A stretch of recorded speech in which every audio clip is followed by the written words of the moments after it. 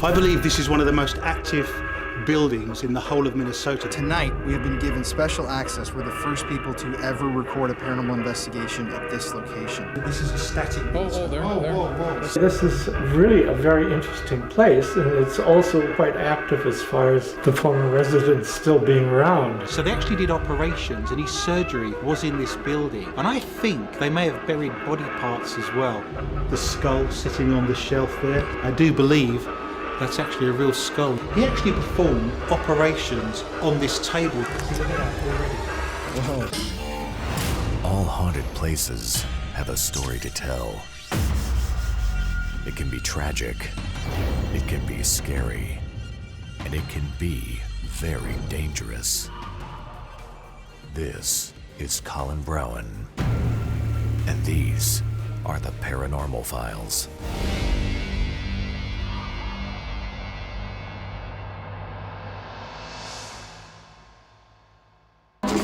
There are some places in the world that just seem to be haunted. Whether it's an old abandoned house, a hospital that's been out of use for 20 years, or maybe even a river. There are places in every state and every country that seem to hold ghosts. For my job, I travel the world exploring these haunted locations, and sometimes the activity that happens in a place sticks with you. The Christie house in Long Prairie, Minnesota is one of those places that's affected by paranormal energy. The home seems to breathe with some sort of ethereal darkness, something that you can touch when you're inside of the building and feel in your soul. And the things that we encountered that night will stick with me forever. We were the first paranormal group or production ever allowed to film footage inside of the home and post it. So what you're seeing is groundbreaking. Welcome to the Paranormal Files. What's up, everybody? Colin here. It is a very, very cold night here in Minnesota. We are currently in Long Prairie. This is a very small community near Sauk Center where the Palmer House Hotel is located, birthplace of Nobel Prize winner Sinclair Lewis. And tonight, we have been given special access. We're the first people to ever record a paranormal investigation at this location, to a building known as the Christie House, which is behind me. Adrian, who has joined us on some investigations, he is a local historian, paranormal researcher, and a self-professed psychic. He is joining us tonight for this investigation, and this is a really, really crazy house. The energy inside of the building is already spiking on our devices. Jeff and I are here together. It's late at night. It's almost 8 o'clock, and yeah, it's a very, very eerie place, but some people call this spot the most haunted house in Minnesota. So we're gonna see tonight if that holds up. Ready to go inside? Let's do it. Okay, let's go. Pull my pants up. Okay, I'm gonna take this from you. Okay. How are you feeling? Feeling good. This is first time ever. It's cold again, but this is a really cool interior to this home. Everything's pretty much original. And like Adrian said, probably the most haunted location he's ever been into, for sure in Minnesota. First time anybody's ever been allowed to investigate it. So they've got Tiffany lights and a very expensive china and just lots of expensive things. So I can see why, you know. So anyway, yeah, I'm ready to go. Let's go. So this is the Christie house. It was built in 1901, and it was a house that was owned by 2 generations of doctors. The original Dr. Christie, George Christie, first of all, he came to Sauk Center looking for a place to start a practice. He came on the railroad. Sinclair Lewis' father, he recommended Long Prairie because there was no doctor here. He eventually settled here. He went back to Wisconsin, married his wife. They lived here, had 4 children, and his first wife died in 1910. He remarried a high school sweetheart of his, who also was a teacher, and she came and lived here, and she raised the boys. This is a very unique place, mostly because everything, or almost everything, in this building is original. This is the kitchen. The table here, which is their kitchen table, was used for surgery even up until 1917. So anyway, this is really a very interesting place, and it's also quite active as far as the former residents still being around. Let's move on. Wheelchair. Wow. Oh. So this is the maid's workroom. These are the original curtains. So is this an actual medical wheelchair? Oh yeah. And that would have been used for some of the treatments? Oh sure. Wow. Yeah. A lot of stuff was stored up in the hayloft of the carriage house. There is a operating table out there, a very heavy one that was actually used. There were several hospitals here in town. They were actually houses until the big hospital, the new hospital, I think it was built in 1953. Oops. This is the pantry. Anytime that the family wanted to be served, they had a maid, they would ring a bell. The poor maid would have to come in and pass the food from one person to another because they wouldn't do it themselves. Everything in the cupboards are original. Some of it is very expensive. This plate is Haviland Limoges porcelain from France. So this is the dining room. If you look at the place settings here, you can see each person had his own butter slab. Each person had his own salt container. Then this was a bone plate, so that if you were chewing on a chicken of some sort and there were bones, that's where they would go, so they weren't on the plate. Oh yes, here's another bell too, which is used to call people. They're in all the rooms. This room has not been redone, anything. Many of the rugs were up in the attic. They liked music. There was a Victrola set over here. This is all mechanical.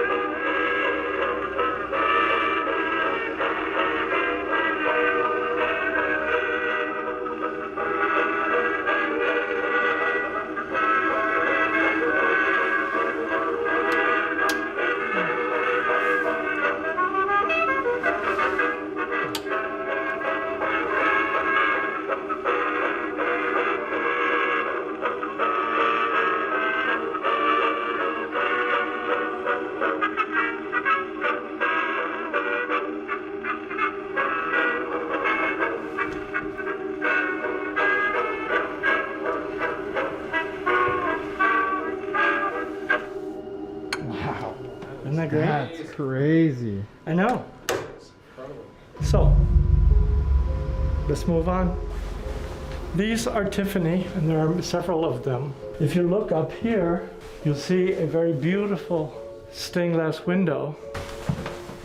This is the daughter's room, Edith. Edith had an appendicitis, and the doctor had to take her by train down to Minneapolis to have her checked out, but she died of septicemia. But this is her doll. These are her clothes. Here's a picture of Edith. Wow. So Edith passed away from something. And if you look here, there was a lock of her hair, which was a common thing of remembrance. Also her shoes. So, moving on. Awesome. This is the master bedroom. This was in the attic in a box. It was Susan West Christie's wedding dress. If the doctor went out at night, he would close the pocketed doors, and when he would come back, he wouldn't wake his wife up. He would sleep here when he came home.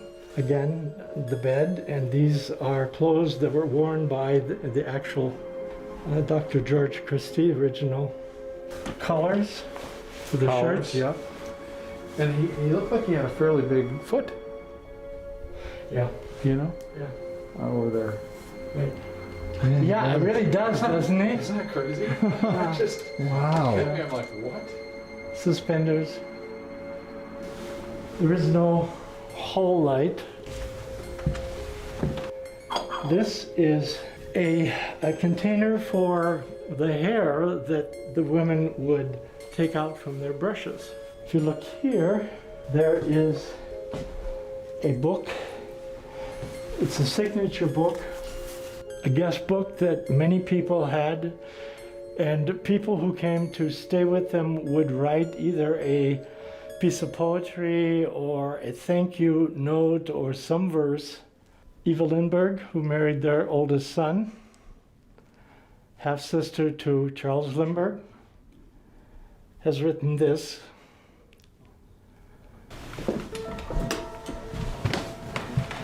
This is the maid's room. Here's a picture of a young woman who was actually a maid. She was quite young, I think around 15, 14. The second Mrs. Christie knew her mother. She came to spend time here. She was the one who was complaining about being rung for all the time. We found out that she died shortly after she left here. Her mother was sick. She lived in Iowa.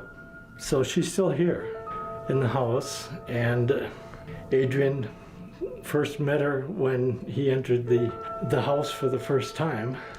The reason why, according to Adrian, that she was here or still here is because this was the happiest place that she'd ever lived. There are things that move, things that fall off of things. She's here as well as several others.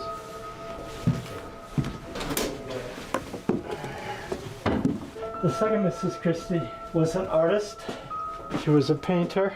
Here are shoes that belong to, I think, the second Mrs. Christie. You can see the styles. It's quite a space. Yes, it is. This is the daughter of the second Mrs. Christie. She died at a young age too. And this is the Navy uniform for Dr. Bob Christie, the son.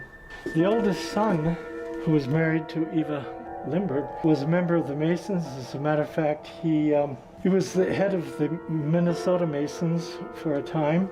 And these are his regalia. So, these come from the family. The second Mrs. Christie and the first Mrs. Christie were both members of the Masons. And it's pretty interesting. This is Dr. Robert in the Navy wearing his wool bathing suit. He never married. So it's a great place. It's quite active too. Yes.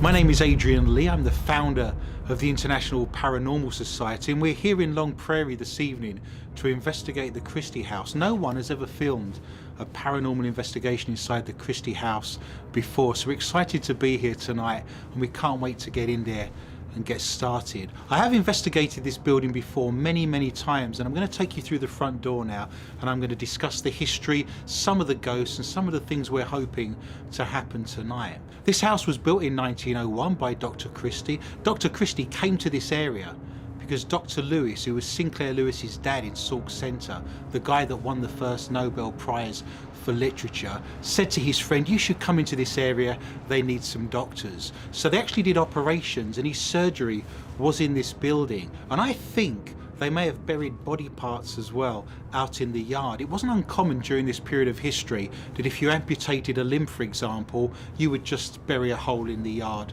and put it in there. What else would you do with it, I guess? So come with me now, we'll go through the front door and we'll talk about some of the ghostly activity. We're going to start our journey tonight in the kitchen, and you'll think to yourself, well, why the kitchen? What's important about that? The table we have our equipment on here is the original table that Dr. Christie used back in the day. Imagine the Edwardian era. There was no operating tables. It's a small town in the Midwest in Minnesota. He actually performed operations on this table. So you can imagine soaked into this table is pain, grief, anguish. People may have had body parts removed.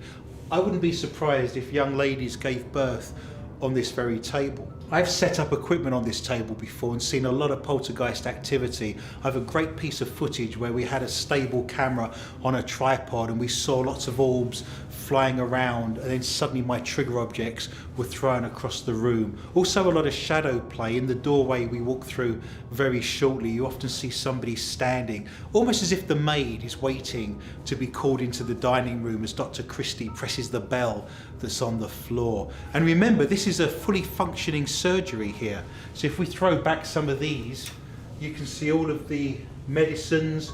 Imagine you're warming up some of these syringes and some of these scalpels on this very stove to sanitize them back in the day. And there's Dr. George Christie there. We're going to wander through now into the dining room. Remember, there's a bell on the floor. It's a very middle-class society. I've done investigations in this room before, and the one piece of evidence that I got coming through, I think that was better than any other, was I had a small child come through and ask for her mummy. Now, Dr. Christie had a small daughter called Edith, and she was only 8-9 years old, and she had a bowel obstruction, became very ill, and Dr. Christie tried to operate on her, and it was unsuccessful, and they took her to Minneapolis for further treatment, and she actually died, and that was their only daughter. So I've had an EVP in this very area of a little girl asking for her mummy. She was going, "Mummy, mummy, mummy." And she said that 3 or 4 times. So I think Edith may still be around, and we may get a chance to talk to her as we progress around the building. The parlour's a very interesting place. I know at least 2 bodies that were left out in a wake in the very spot I'm standing in. Little Edith, of course, and also Susan, who was his first wife, also died and was laid out in this area. I want to tell you very briefly about the history of words. This is a very old-fashioned word, isn't it, parlour? It's the sort of thing our grandmothers would have said to us. During the Victorian period, they suddenly realised about germology and bacteria, and they thought it probably wasn't a good idea to have your deceased relatives laid out in the room next to the dining room where you're eating. So progressively they decided to set up little places around the town to take your dead bodies to, so they weren't laid out in a wake in the parlour. Those places initially weren't very successful. Why would you take your auntie, your sister, your wife to a place they've never been in their life? This was the house they were born in and lived in. So they called them funeral parlours and funeral homes in the hope that people would gradually start to bring their dead bodies into these areas. When the bodies finally ended up in these locations, this was no longer called the parlour. This was then called the living room, because this is now the room for the living. Very interesting. There's a lot of energy comes through this area. There's almost a circle on the floor here. And a bit later on this evening, we're going to run some K2 meters, some MEL meters. We're going to measure the energy, because on my trips to this location, there's almost a column of energy that goes through the whole building. It goes from the basement through the bedroom upstairs and then into the attic when we get up there. And there's an old Vitrola made by Edison in the corner of the room here. This was built in 1917 and it's been very successful. It's called the familiarity theory or the Singapore theory. We're going to play an old piece of music from the period on this Vitrola, and we're hoping that some of the energy in this room starts to respond to that music. That's been very successful for me in the past. So we're going to head up the stairs and start looking into the bedrooms. We're currently standing now in the stairwell, and you can see the fabulous stained glass window. Stained glass windows were so expensive during the day, during the period of history we're looking at here, that when families went on vacation, they actually took the windows out, boarded them up so people wouldn't steal them. I had an interesting encounter on this stairwell. We had a full spectrum camera and we saw an actual body, a spectral being, starting to appear in this stairwell on our full spectrum camera. So we think the maid may have followed us around when we were walking around the building, and we've got a nice piece of footage of a ghoul-shaped figure standing here at the bottom of the stairwell. We're now in the room that George Christie's son Robert actually lived in right up until 1974 when he died. And this is Edith's doll, the young lady that died unfortunately from the bowel obstruction, his daughter Edith. This is her very doll. So it might be quite interesting to see if we get any EVPs or any kind of interaction with that particular doll in this room, and she did actually own that back in the day. We find ourselves now in the guest bedroom, and below us was the parlour where I said that column of energy came through the building, almost like the scene in Ghostbusters with the fire station. But again, that column can be measured in this area, and we can set equipment up here to measure the electromagnetic fields that are coming through the building. But again, very odd that we should have that column of energy streaming through the building from the bottom to the top. We're now in the attic at the top of the building, and that column of energy comes through this whole building. The best photograph I have ever taken of a ghost anywhere in my career over the last 25 years all over the world was taken in this very spot. I was standing where our cameraman Colin is currently standing, and we were filming, and we saw the reflection of a ghost in this very mirror. When we analysed the footage, it was a gentleman standing there. There must have been standing next to our cameraman at the very moment, and it was actually Dr. George Christie. We compared the photographs to the footage, and it was actually him standing there observing us, watching what we were doing. The best photograph of a ghost I've ever taken. I believe this is one of the most active buildings in the whole of Minnesota that I've investigated, just through the amount of activity and the unusual activity, the poltergeist activity in the kitchen, the energy going through the parlour, the fishing bobbers flying around, the photograph of Dr. Christie in this very mirror, the maid appearing at the bottom of the stairwell, just a huge mixture of things going on where you're running from one room to the next trying to catch up with all the activity and everything that's taking place. So I'm hoping we'll be in for a very active night. Why do you think it's haunted? I mean, if nobody died here necessarily, what's your thoughts? There's several reasons. It could be haunted on the back of the fact that we have a surgery here in a doctor's room where people came in pain, people had operations, things were done to those individuals, perhaps with very limited anesthesia back in the day. I also think this is such a nice house, and all the furniture that you see around you is original to the house, which is very strange. That doesn't happen very often. A lot of the historical buildings we go into don't have the original furniture, but everything you see around you belonged to the Christies. This was the room up here in the attic where the boys used to play. You can imagine coming up here, there's a telescope, there's books, you know, there's a couple of beds. This was a room that people lived in. They loved this house. And why wouldn't you come back and haunt the house that you built, you loved, you raised your children in, and you spent your life in?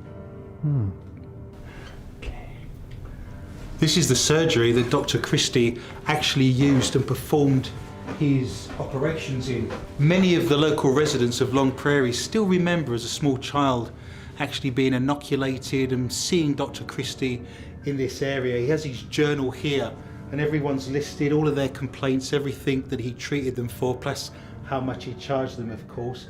And just notice perhaps the skull sitting on the shelf there. I do believe that's actually a real skull, and you don't find that around too much these days. Again, the stained glass windows reflect his hobbies, and of course the medical profession here, if we take a closer look.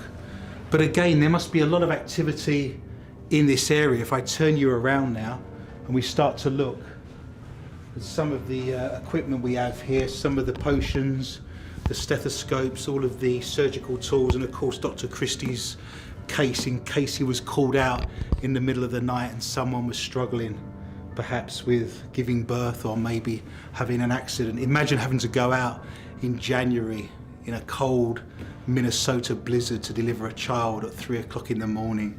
But that's where we were, and that's what he did back in the day. Wow.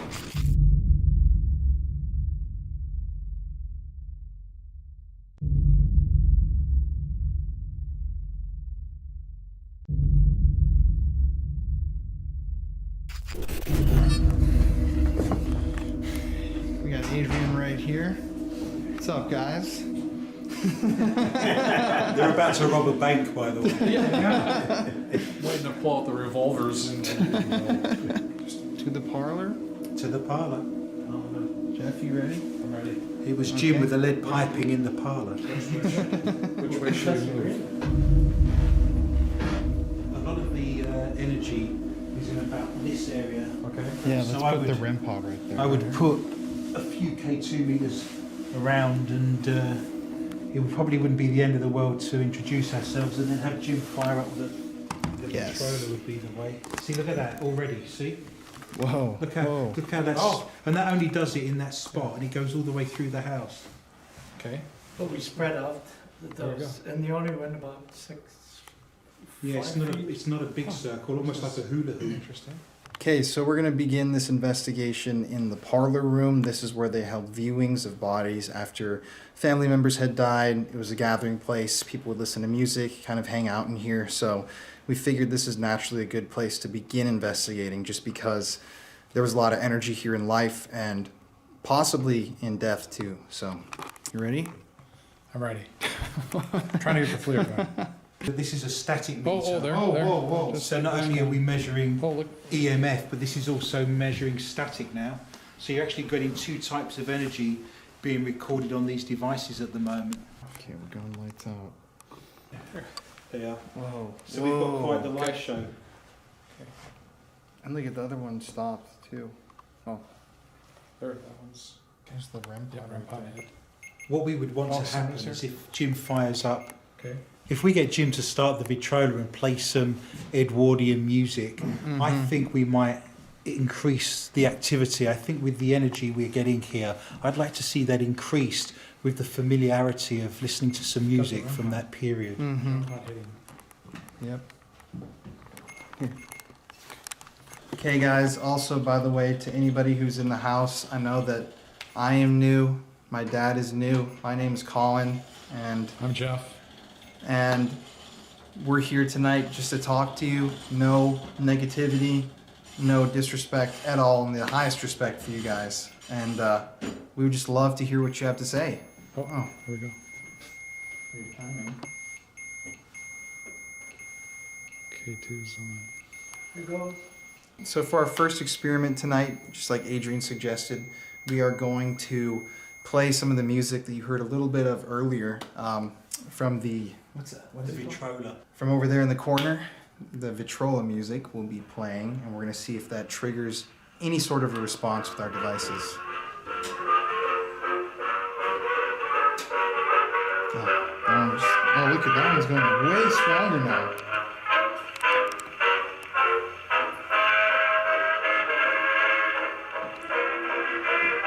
So it's almost in beat with the music now.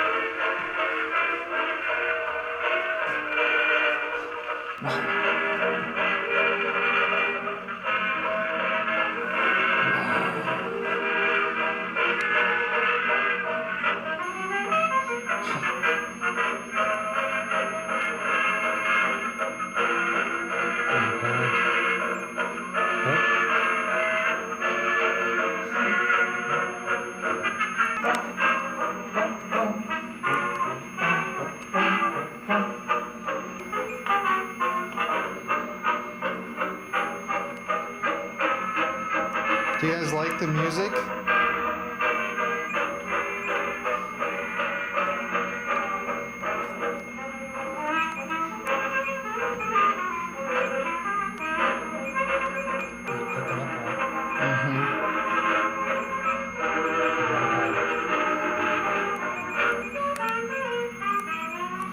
And over here to our left, Jeff has got the flare camera. It's a thermal imaging camera. Oh, there goes the sky.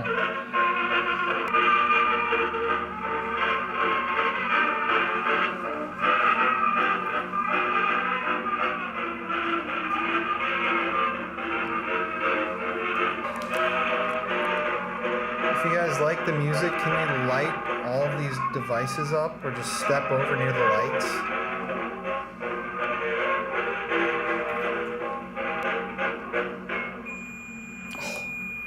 Right at the end of the song.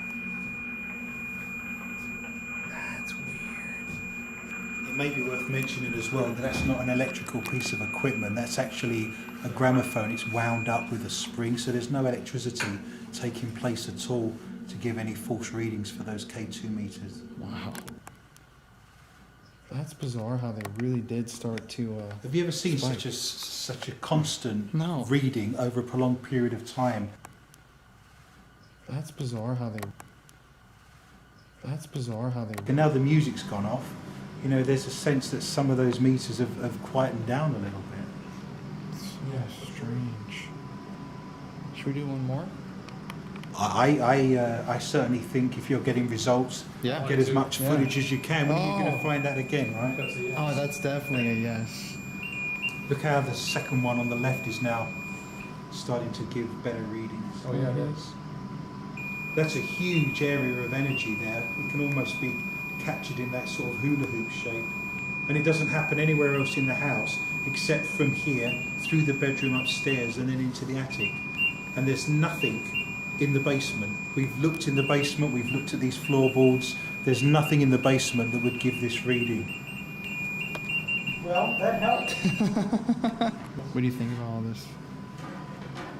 Oh, just getting started, I think. Oh. There's energy here right here for sure, obviously. It's crazy how they like to spike at the same time too.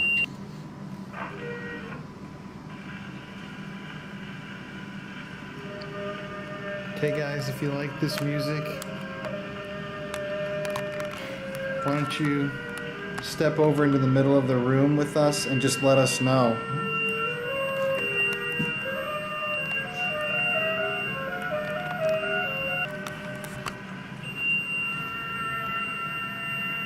It's very interesting how creepy this environment is as well. I don't know if you get this at home, but certainly, you know, the way we're in a parlour, there's Victorian photographs, we've got this going on, the creepy music in the background. It's really atmospheric and almost your worst nightmare for a horror film at the moment.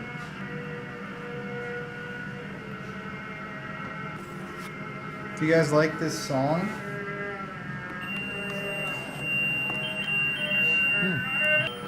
What do you think? I know, are you there? You can also knock on something or move something to let us know that you're here.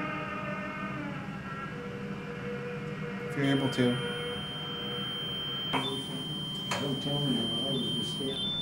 Again, I don't know if you want to film aspects of this, but I've got 15 on the Ovilus, but that might be relevant later, do you know what I mean? So he's running an Ovilus here too. Gotta get call every now. 15. Okay. Like I said before, guys, we just want to talk to you tonight, so come on through if you're here. The record was on the K2. Oh, Oh, whoa, when he's putting it in, you see those spiking? it's still hitting. Periscope in the middle. Oh, there, that one up. Hit.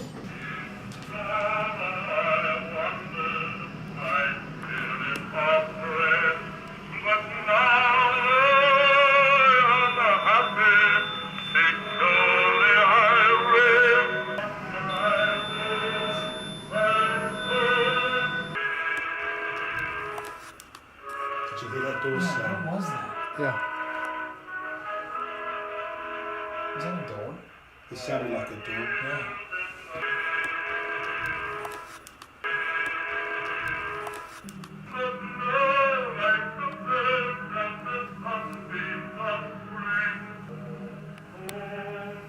Can you guys really let us know if you like when we play the music for you? She couldn't be more creepy, could it? Especially this song. This is a very creepy song, definitely. Definitely wouldn't be as popular with today's crowds. Anything on the I don't FLIR think. at all? Nope, nothing on the heat camera. Could you guys give us some sort of a sign, maybe a knock, wherever you are? If you are here in the house with us right now, the Christie house.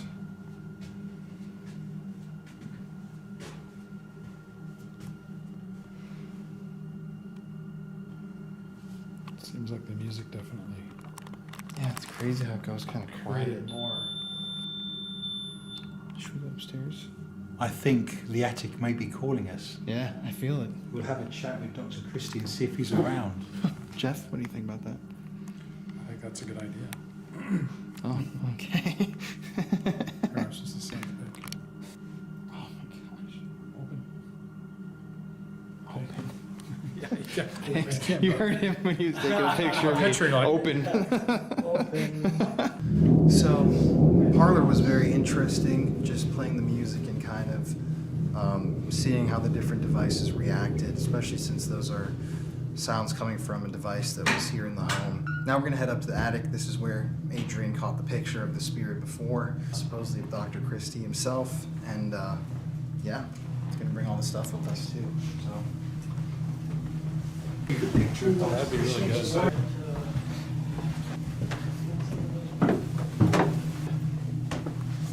See, I think that energy, if you think about the layout of the house, kind of sits in this area. Can I go get the SLS camera, Colin? Yeah. Do you wanna? Look at it already. Oh, jeez. Look how Okay. I was not heading downstairs. No, that's wow. it. Whoa. Okay. This is by the mirror where you caught the There, there's the image. static meter Oh. going. Oh, look at the static meter too. Wow, it's going crazy. That's nutty. That's every colour on that device. Oh, that one's. And this was look Wow. at the yellow too. There was blue in there as well earlier. That's like going crazy. And just think about how that was downstairs. We're here. You hear, Mom? How does that happen?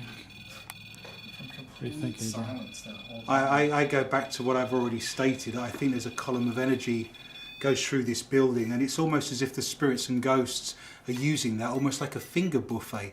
Yeah, they're accessing the energy and it's making them stronger. So when I was asked earlier why there's so much activity in this house, it may be that the energy, which may be naturally occurring, is actually giving them the energy they need to manifest, to interact with us and do the things that they're doing. I mean, that would be a reasonable assessment, wouldn't it? Yeah. I've got farmers and drank on our eye ovulus there. Yep, see it there. Okay, so we're gonna have a little experiment now. Up in the attic, I'm gonna do a spirit box first. You guys know how this works.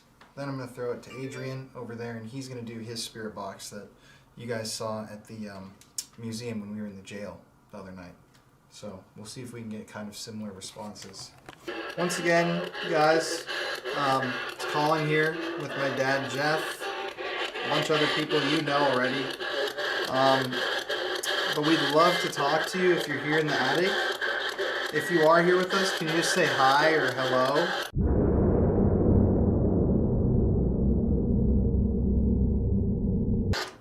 I don't think I'm gonna hear anything on this, honestly. I'll just let you go right away. I just might, because they know me perhaps. Yeah, I don't know. exactly. And what's interesting too is look at all the meters. Every single one of them has stopped hitting all of a sudden. Word separate as well. Now come up on the eye ovulus. So maybe we discuss perhaps doing Separate. different ghost boxes, but if I come and stand where you are, sir, and you can hold that. Sit. Perfect. Let me know if anything comes through. We can sit and do this Okay, together. yeah. Beautiful. First thing I want you to do, you know who I am, you know who we are. What I'd like you to do is to just come through and give me your name so I know who we're talking to tonight. Just shout your name out nice and loudly for me, please. Shelton with Austin. Well, he mentioned Austin there, and I know the two. Yeah. Austin, yeah. We're from That's what I, yeah. That's where I'm going back. Bearing in mind that we're currently in southwest or central Yeah. Minnesota. Release. Could you tell me who's here? Are you stuck here? Are you trapped here? When the word release comes up on the ovulus, it makes me think there's a sense, you know, that you're struggling. And now we have the static meter chiming in as well. So we are getting some empirical evidence on 2 or 3 different devices, which almost makes our evidence more impressive. We're here in the Christie house, so I want to talk specifically to either George or Robert perhaps, and I've spoken to Robert before. Do you prefer to be called Bob or Robert or Bobby? What would you prefer? Is George with us tonight? Could George shout his name out?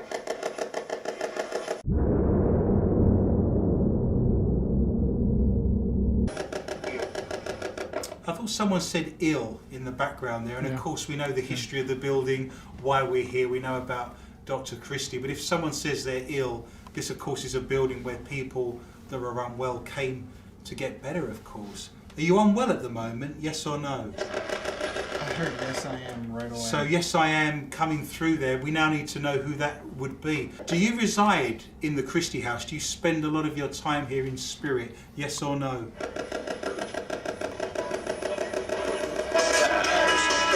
That said get out in a really prolonged voice. Do you know our names? Shout out one of our names. I thought I heard Pete. I thought I heard a female say Pete.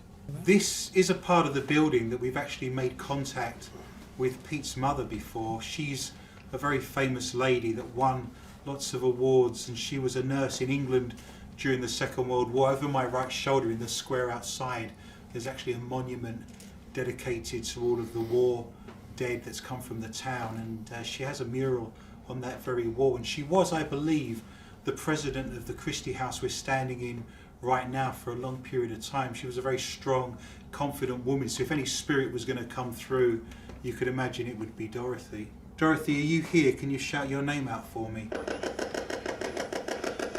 I thought it said Peter again. Peter is currently the president of the Christie House Society Association, so if you're here, Dorothy, can you just shout your name out, a nice big hello? You could say hello to your son who's with me. Someone said flashlight, and of course at that very moment, Colin on the camera's got a big light on. It's pitch black in here, and he points the light down to the ghost box. At the same time, it says flashlight. And certainly spirits from back in the day wouldn't have an understanding of the camera equipment and the lighting we're using today. First time I've seen it. Yep. I'm gonna kill the light too. They've come. Oh, Last Wednesday, she also said get out. really? She wondered why we were wearing masks, and we told her that there was a pandemic going on, and that's why we were wearing them. And of course, she was around for the Spanish flu. Spanish flu. And she was a nurse, a public health nurse, so she would know. Dorothy, this is Jim. You know me. Taught your kids.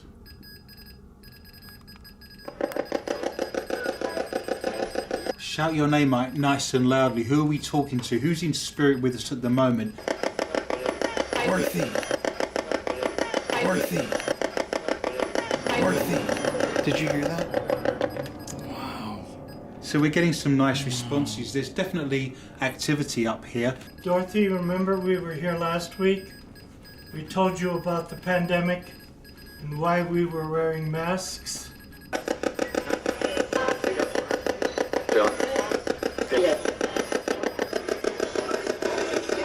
What would you like to do, gentlemen? Mom, are you here with us? Mom, this is Peter. Are you here? Peter's with me. Did you hear him saying hello? It said Bill, actually. Where's the best place in this house to have contact with you? Maid's room! Maid's room! The maid's room. The maid's room. And is I was just at the literally end. thinking that in my head. Of I the was corridor. thinking, dude, we should go to the maid's room. That's so freaky. So we're being told by the spirits, via the ghost box, that the best place to have The maid contact died, right? is in the maid's The one room. maid. Yeah, That was she left 14, here 15, and died she was after. going home. On the way home, she was killed. She fell from a coach, was run over by the wheels of a coach. And I believe through our research after we had been in the house and you had talked to her, Right. that we found that out, that information out. Sure. No, the first person I ever spoke to when I first stepped foot in this house, even just as a tourist, was the maid, psychically. So perhaps a trip to the maid's room may be the way to go right now. I just want to state too that right when that came through on the device, I was sitting here thinking in my head, I want to go to the maid's room. I was thinking maid's room. So that's Right. just strange. Last step, I think perhaps just run the device again for the first few minutes and see if we have a continuation of that. So we just got to the maid's room. I just put the REM pod on the bed and it instantly started going off again, and it hadn't for what, 20 minutes up there? Yeah, it's been a while since it's gone off. This isn't a device that works constantly. It's very interesting, that intermittence that we're now getting on this equipment. Mm-hmm. You know what, I'm just going to shut this off though for when you do the EVP. Afraid here on Oh, they are. Afraid? So we now have afraid come up on the device there, the Ovilus. We were told to come into the maid's room, so here we are now. It's the smallest room in the house, of course, very austere. There wouldn't have been much for the maid in this particular room, but she was in the house, and whether she was wanted, they would ring a bell and she would go to their assistance. So now we've been told, remember, on the ghost box, that the most active place and the place to get contact is in the maid's room. We have to make the assumption that it's perhaps the maid that wants to talk to us. So we're going to turn this on and we're going to see what she's got to say for herself. Jeff's got the SLS over there too, Yeah. so let us know. Should I come in? Yeah. You may want to have a picture of the maid as well. There's her Oh, picture yeah. there. And before we start this session, real quickly, I just want to say that earlier when we were on the tour with Jim and we came into this room, I really felt just like a really weird attraction to this room. And that's why it's just kind of just weird to me that when I was sitting there in the attic thinking, I want to go to the maid's room, and the box literally said, maid's room. Now we're here, so it's like it wanted us. I don't know, it's been drawing me here all night Anybody almost. please appear on this camera for us too, if you can. I'll let you go. But Shout your name out and say hello, please. Someone said hi, so obviously we're getting a response straight away. Are you the maid of the house? Yes or no? Yes. Did you used to work here? Sure, yes. Lots of responses. Can you shout your name out for me, please? Which one? That's a very interesting response, because obviously during the entirety of this house, from 1901 to 1974, there would have been, of course, many different maids. And I know the Historical Society has a list of some of their names. Whoever comes through first can tell me their name. There was an Anne. So straight away we got an Anne there. Oh, I don't know if your foot was touching that rocking chair because I saw it moving. It's like, Do you prefer being called Annabelle or Anne? Or is there a different name of a maid here? Anne again. So I asked her if she prefers Anne or Annabelle. On the back of the fact she said her name was Anne. I got a figure that came up. He's on top of your head. Adrian, stay still. See that? oh, it is on him. Okay. Adrian, stay still. See that? Oh, it is on him. Okay. It's kind of like on his shoulder. Yeah, on your right side. It was sitting, and that's there. Here it is. Here it's even more. It definitely feels colder around my shoulders for sure. Right there. Yeah, it's like grabbing onto his hand. Yeah, it looks it's like. grabbing onto But you. it's got one hand up above your To your shoulder left like hand. this. So if I raised my hand, is that making Oh, a look difference? at, it's on there. Oh, it went with it.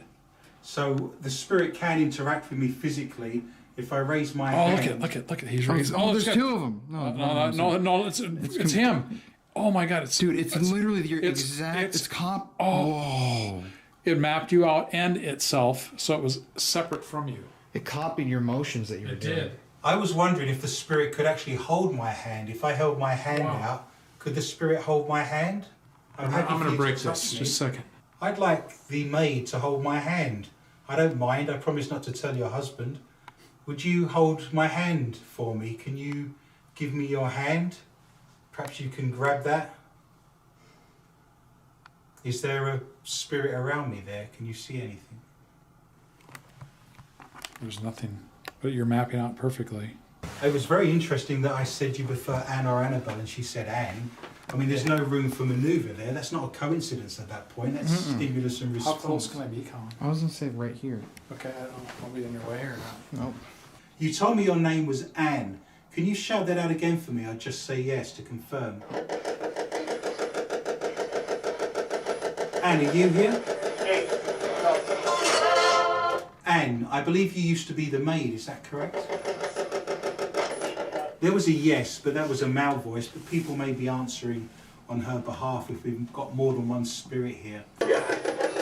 Are you the maid that's in the photograph on the bedroom cabinet, yes or no? Why there's so many people Look at in this. her Look room? at this. Look at this. What Give me some is that? direction. Oh my gosh, there's a hole Jeff? all over you. It's just expanded. Oh, it's Fingers froze. But we got it. I mean, it was... Yeah. What's the spirit that's with me at the moment standing on me? Sorry. What's the name of the spirit that's with me at the moment standing on me? And you guys said this meter was going. That meter at one time was flashing back and forth and back. Jim was holding it. Jim was holding it like this, and the thing was going all the way back and forth and back and forth and back and forth and back. I wish you would have known if it were at the time of the stick figure. I know. We do have a lot of. Do you think it EMF. was? What? As I was getting the stick figure? It was when you were During talking. that time, to, yeah. You were Oh, talking yeah. to Adrian about his On his hand. On his hand. Yeah, on his hand, and this thing was going crazy. Wow. I mean, it's the most active I've seen it all night. Is what it was Interesting. when that was Cool. going on. Very cool. Wow. Okay. Okay, let's. Okay. I'm going to let you on. Okay, so we came here with 5 batteries. Every single battery is already dead, and we've only been filming barely an hour and a half. But before everything dies, I just wanted to provide a proper wrap up and just tell you that this place is charged with some sort of an energy, nothing bad, nothing negative, just like a very, very strong energy that seems to be here in the home. Thanks to the people that own the Christie house and the foundation that manages it, and everybody for letting us in here. It's truly been a pleasure. Thank you to Adrian for coming out for this Minnesota series. This is the last time we're gonna see him. So Oh, we'll see him again. Au revoir is what I would say. We'll We'll see. meet again at some point. We don't like to say goodbye. See you later. now I'm ready to say goodbye to this dude. Yeah, Adrian. Like father, like son, I guess, right? Right. Like father, like son. Okay, but yeah, from Jeff and I, as always, everybody, thank you for watching. Hope you enjoyed, and yeah, we'll see you tomorrow night for our final investigation here at the museum. This is a great location. But yeah, All right. catch you on the next So one, do it. guys. Stay spooky. Woo!